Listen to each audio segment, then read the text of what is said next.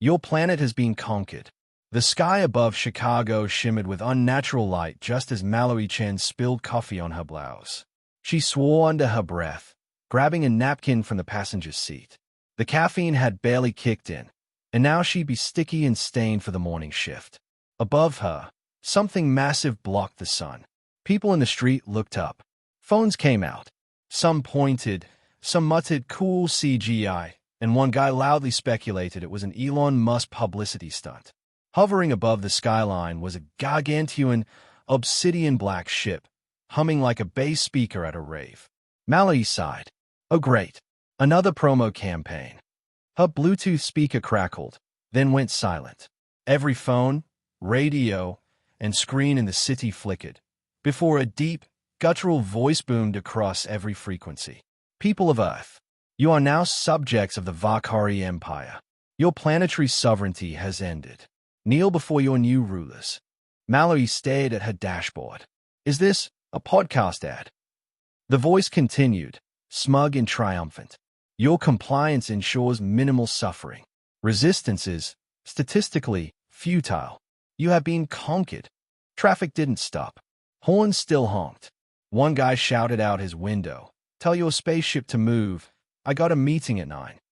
On the radio, someone tried to switch back to classic rock. It didn't work. The Vakari transmission resumed, cycling through languages, holograms beaming alien figures onto major buildings. Mallory pulled into a gas station. The clock inside was still playing Candy Crush.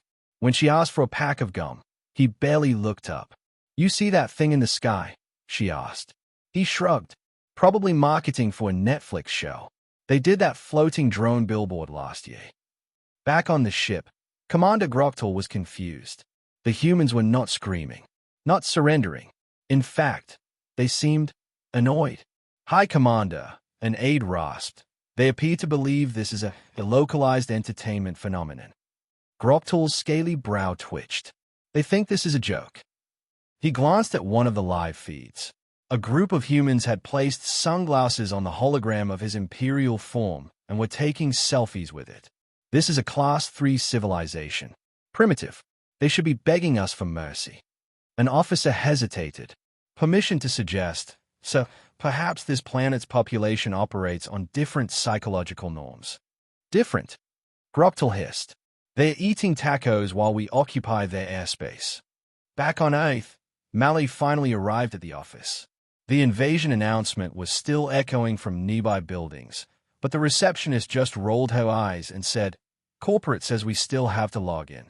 System's down, but we're using paper today." Mallory dropped into her cubicle chair, still damp from the coffee. She opened her notebook, ignoring the alien mothership outside her window. She sighed. Mondays. Resistance by inconvenience. Commander Groktal paced the bridge of the VA token, staring at real-time feeds from Earth. He'd expected sirens, explosions, mass panic. Instead, his invasion force had been met with ambivalence.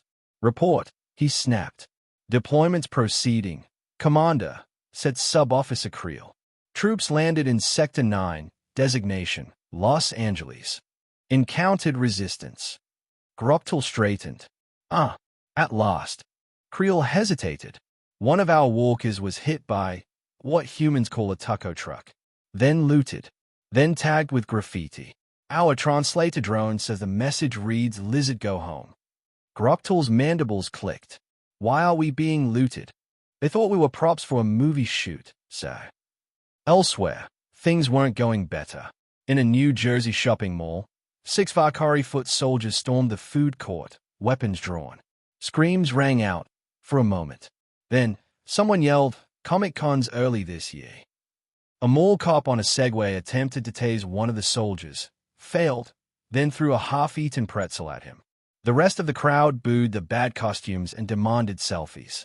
From her cubicle in downtown Chicago, Mallory scrolled her phone. #Alien Conquest was trending. She snorted. Half the posts were memes. One showed the alien mothership over a McDonald's with the caption, "We come in fries."